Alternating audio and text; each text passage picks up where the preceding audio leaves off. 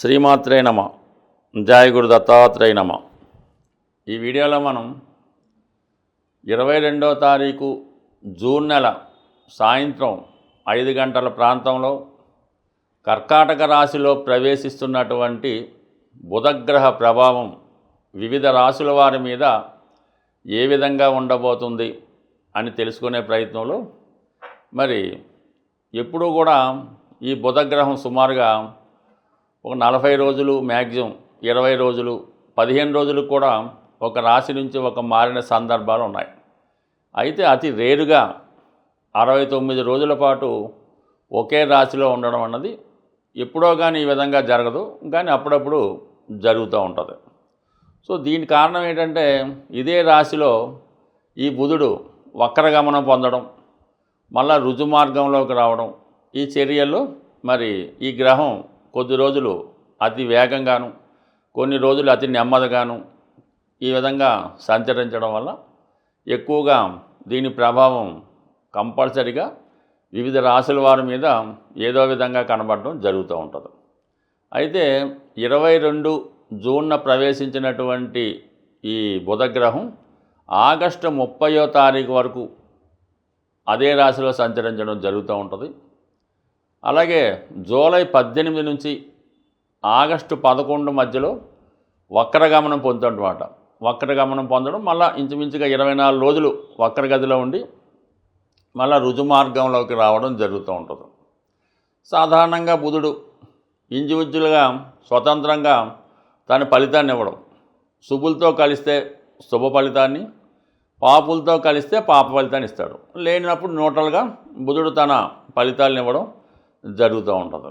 మళ్ళీ ఇదే రాశిలో మనకి జూలై 16 నుంచి ఆగస్టు 16 వరకు కూడా రవితో కలిసి సంచరించడం వల్ల ఇది కొంతమందికి బుధాదిత్య యోగం గాను, కొంతమందికి నిపుణ యోగం గాను, మరి కొంతమందికి ధర్మ కర్మాధిపతి యోగం గాను, కొంతమందికి వివిధ ధనయోగాలు కూడా ఏర్పడుతుంటాయి.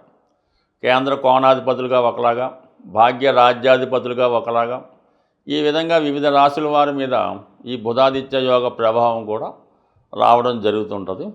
సో ఇవన్నీ కూడా మనకి 69 రోజుల పాటు ఈ బుధుడు కర్కాటక రాశిలో సంచరించే సమయం ఎవరికి ఏ విధంగా ఉంటుంది అన్న విషయాన్ని మనం తెలుసుకునే ప్రయత్నం చేద్దాం. సాధారణంగా బుధుడు వ్యాపారకారకుడు అవడం, అంటే వ్యాపారస్తులకి, విద్యార్థులకి విద్యాకారకుడుగా రావడం జరుగుతూ ఉంటుంది.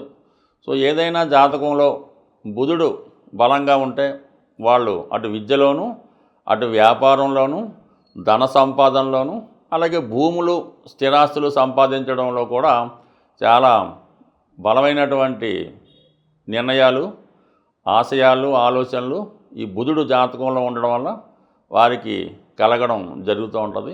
జీవితంలో సులభంగా డబ్బు సంపాదించాలంటే బుధగ్రహ అనుగ్రహం తప్పనిసరిగా ఉండవలసిందే. మకర రాశి వారికి కర్కాటక రాశిలో బుధగ్రహ సంచార ఫలితం ఏ విధంగా ఉండబోతుంది అన్న సమాచారాన్ని ఈ వీడియోలో తెలుసుకుందాం. అలాగే ఇదే రాశిలో మరి జూలై 16 నుంచి ఆగస్టు 16 మధ్యలో ఏర్పడే బుధాదిత్య యోగం, అలాగే మరి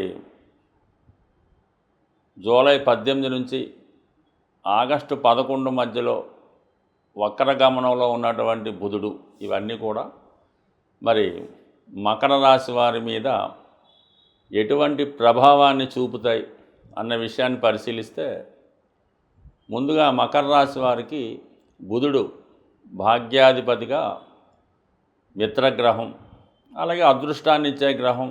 మకర రాశి వారి జాతకంలో బుధుడు బలంగానే ఉంటేనే వారు జీవితంలో అనుకున్నది సాధించగలరు, అదృష్టాన్ని పొందగలరు. అటువంటి బుధుడు సప్తమ స్థానంలో సంచరిస్తున్నాడు.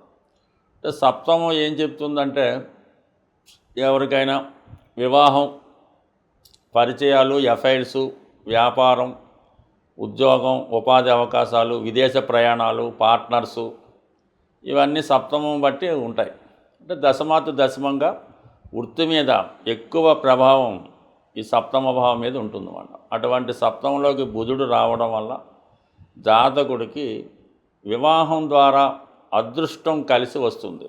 అంటే ఇప్పుడు ఈ సమయంలో వివాహం నిశ్చయం అవడం, వివాహం జరగడం కూడా జరగవచ్చు. ఎప్పటిలోపు ఆగస్టు 30వ తారీఖు లోపల జాతకుడు గృహస్థుడయ్యే అవకాశం ఉంటుంది. లేని పక్షంలో జాతకుడికి ఏదైనా దూర ప్రాంతంలో ఉద్యోగ అవకాశం కానీ వ్యాపార అవకాశం కానీ వచ్చే అవకాశం ఉన్నది. లేని పక్షంలో విద్యార్థులకి ఉన్నత విద్యా అవకాశాలు విదేశంలో రావడం జరుగుతుంది. అయితే ఇక్కడే ఒక టెక్నిక్ ఉంది. మీరు గతంలో ఏదైనా ఒక వీసా కోసం ప్రయత్నం చేసి ఉంటే, లేదంటే ఏదన్నా ఒక వివాహ సంబంధం ప్రయత్నం చేసి ఉంటే, అది ఏదో కారణం వల్ల తప్పిపోయింది, ఆగిపోయింది, మిస్ అయింది అనుకుందాం. ఇప్పుడు మళ్ళా మీరు జూలై 18 టు ఆగస్టు 11 మధ్యలో ఇంకొకసారి ప్రయత్నం చేస్తే అది సక్సెస్ అయ్యే అవకాశం ఉంది. ఈ విధంగా సక్సెస్ అవ్వండి. అలాగే గతంలో వివాహం తప్పిపోయి ఉంటే మళ్ళీ కూడా ప్రయత్నం చేయడం వల్ల సక్సెస్ అవ్వడం జరుగుతూ ఉంటుంది. అలాగే కొత్త వ్యాపార అవకాశాలు రావడం జరుగుతూ ఉంటుంది. గతంలో మీకు ఏమైనా బ్యాక్లాగ్స్ ఉన్నా, కొన్ని సబ్జెక్టులు పోయినా ఈ సమయంలో అవి కంప్లీట్ చేసుకొని మళ్ళీ మీరు విద్య కొనసాగించడానికి కూడా అవకాశం ఉన్నది. అలాగే మరి ముఖ్యంగా ఏమవుతుందంటే నమ్మక ద్రోహం, మోసం కూడా జరగచ్చు. మీరు ఏదన్నా ఒక ఉద్యోగం కోసమో, ఒక వ్యవహారం కోసమో ఎవరికన్నా కొంత ధనం ఇచ్చి, ఉద్యోగం వచ్చిన తర్వాత మిగతా ధనం ఇస్తామని చెప్పడం కానీ, ఈ విదేశానికి పంపించడానికి కొన్ని ఏజెన్సీలు ఉంటాయి. అక్కడ ఏదో ఉద్యోగం ఇప్పిస్తామని, వీసా ఇప్పిస్తామని ఇవన్నీ చెప్పి ముందుగా 5 లక్షలు 10 లక్షలు కట్టమంటుంటారు. ఆ విధంగా కూడా మీరు నష్టపోయే అవకాశం ఉన్నది. దగ్గర వారి చేతిలో మోసపోయే అవకాశం ఉంది. అలాగే కొన్ని సందర్భాల్లో వివాహ సంబంధించిన విషయాల్లో కూడా మోసం కలగవచ్చు. అందుకని ఈ సమయంలో మీరు ఏదైనా ఫీజు కట్టే విషయంలోనో, ఏదైనా వస్తువు కానీ, ఇల్లు కానీ, వాహనం కానీ కొని అమ్మే విషయంలోనో, ఎవరికైనా అడ్వాన్స్ ఇచ్చే విషయంలోనో దగ్గరుండి చూసుకుంటేనే మంచిది. ఏమాత్రం అప్రమత్తంగా ఇతరులను నమ్మినా 100% మోసపోవడం జరుగుతూ ఉంటుంది. అలాగే ఏదైనా పేమెంట్లు ఉంటే దగ్గరుండి మీరే చెల్లించాలి తప్ప ఇతరుల చేతికిస్తే అది కూడా ఇబ్బంది కలగవచ్చు. జాగ్రత్త వహించండి. అయితే మనకి జూలై 16 తర్వాత ఏర్పడే ఈ బుధాదిత్య యోగం, ఇది మీకన్నా మీ జీవిత భాగస్వామికి బాగా ఉపయోగపడుతుంది. వారికి జీవితంలో మంచి అవకాశాలు రావడం జరుగుతూ ఉంటుంది. కొన్ని సందర్భాల్లో టెంపరీగా ఎడబాటు కలగవచ్చు భార్యాభర్తల మధ్య. అంటే వేరే చోట ఉద్యోగం రావడం కానీ, లేదా మీకు వేరే చోట ఉద్యోగం రావడం కానీ, సడన్గా హెల్త్ ప్రాబ్లం రావడం వల్ల కొంతవరకు టెంపరీ ఎడబాటు ఈ భార్యాభర్తల మధ్య ఈ జూలై 16 టు ఆగస్టు 16 మధ్యలో వచ్చే అవకాశం ఉంది. సో అది కొంతవరకు అది మీ మీ నిర్ణయాన్ని బట్టి దాన్ని బట్టి ఉంటుంది. బట్ ఏంటంటే ఇక్కడ మకర రాశి వారికి రవి అష్టమాధిపతి అవుతూ ఉంటాడు. ఈ అష్టమాధిపత్యం సాధారణంగా మకర రాశి వారికి ఉండదని శాస్త్రాలు చెప్తున్నాయి. అయినప్పటికీ కూడా కొంత ఇబ్బందులు వ్యవహారంగా అనుభవంగా కనబడుతుంటాయి. కాబట్టి ఇటువంటి ఇబ్బందులు రావచ్చు. ఏదైనా వృత్తి కారణంగానో, లేదంటే ఏదైనా ఆరోగ్య కారణంగానో, అనారోగ్య కారణంగానో కొన్ని ఎడబాటు భార్యాభర్తల మధ్య రావడం జరుగుతుంది. అట్ ది సేమ్ టైం మీకు ఏదైనా ఒక పుణ్యక్షేత్రాన్ని దర్శించడం కానీ, విదేశ ప్రయత్నాలు ఫలించడం కానీ, ఇటువంటి కొన్ని మంచి కార్యక్రమాలు కూడా జరుగుతున్నాయి. ఏదైనా ఒక శుభగ్రహం అందులో భాగ్యాధిపతి సప్తమ స్థానంలోకి వచ్చి రాశిని వీక్షించడం వల్ల ఏ ప్రయత్నమైనా దైవ అనుగ్రహంతో సులభంగా పూర్తవడం జరుగుతుంది. సాధారణంగా నవగ్రహాలకి పరిహారం చేస్తున్నప్పుడు కొన్ని గ్రహాలకి, అంటే ఎక్కువ పాపగ్రహాలు అనుకోవచ్చు, అతి నెమ్మదిగా సంచరించే గ్రహాలు అనుకోవచ్చు, వాటికి పరిహారం చేసినప్పుడు ఎక్కువగా 40 వారాలు ఇలాగా ఎక్కువ రోజులు చేయవలసి ఉంటుంది. అంటే మనకు శనికి కానీ, రాహుకేతువులకు కానీ పరిహారం చేస్తున్నప్పుడు దీర్ఘకాలంగా ఆ పరిహారం మనం చేయవలసి ఉంటుంది. ఒక 18 వారాల పాటు కొంతమంది చెప్తూ ఉంటారు, 40 వారాల పాటు కొంతమంది చెప్తూ ఉంటారు. ఏదైనా వాటికి ఎక్కువ టైం పడుతుంది మనకి వాటి యొక్క అనుగ్రహం పొందాలంటే. బట్ కానీ ఈ బుధగ్రహం చాలా తొందరగా అనుగ్రహాన్ని ఇస్తుంది అన్నమాట. సాక్షాత్తు బుధుడు విష్ణుమూర్తి స్వరూపంగా ఉండడం జరుగుతుంది. అలాగే విఘ్నేశ్వరుడు కూడా మరి ఆ స్వామి యొక్క అంశే కాబట్టి విద్యార్థులు, వ్యాపారస్తులు విఘ్నేశ్వరుణ్ణి బుధవారం రోజు గరికతో అర్చన చేయడం వల్ల మీరు బుధగ్రహ అనుగ్రహాన్ని పొందుతారు. అలాగే ఆకుపచ్చ రంగు కలర్ ఎక్కువగా వాడడం వల్ల మీరు ఏదైనా పక్షులకి, ఎక్కువగా రామచిలుకలకి జాంపండు ఆహారంగా పెట్టమని చెప్తారు. ఇప్పుడు రామచిలకలు లేవు కాబట్టి ఏదైనా పక్షులకి, ముఖ్యంగా పెసలు ఆహారంగా వేయడం వల్ల, అలాగే విద్యార్థులు చదువుకునే పిల్లలకి, స్టూడెంట్స్కి పుస్తకాలు అంటే నోట్బుక్స్, పెన్నులు, పెన్సిళ్ళు వగైరా వారికి పంచి పెట్టడం వల్ల విద్యార్థులకి, వ్యాపారస్తులకి అనుకూలత ఏర్పడుతుంది. అలాగే వివాహం అవటం లేదు, పెద్ద పెద్ద సమస్యలు ఉన్నాయనుకున్న వాళ్ళు వెంకటేశ్వర స్వామి ఆలయంలో వీలైతే ఒకసారి కళ్యాణం జరిపించుకుంటే అన్ని రకాల సమస్యలకి పరిష్కారం దొరుకుతుంది.